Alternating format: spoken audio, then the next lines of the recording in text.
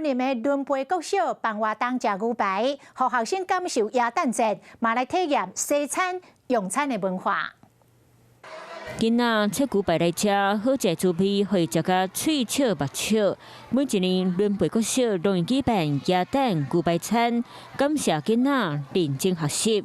若今年学生嘛伫咧真侪种比赛内底拢有真好成绩，包括客家歌谣比赛得到中区第优，全县排球比赛是5年级摕得冠军，有够厉害。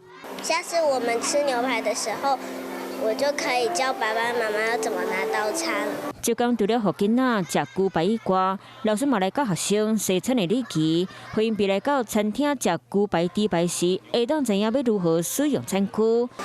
平常可能吃牛排机会不太多，尤其是和全班的同学一起吃。伦培国小成为中央厨房卖提供惠阳国小、大优国小的囡仔食牛排餐点，予囡仔度过一个欢喜的耶诞节。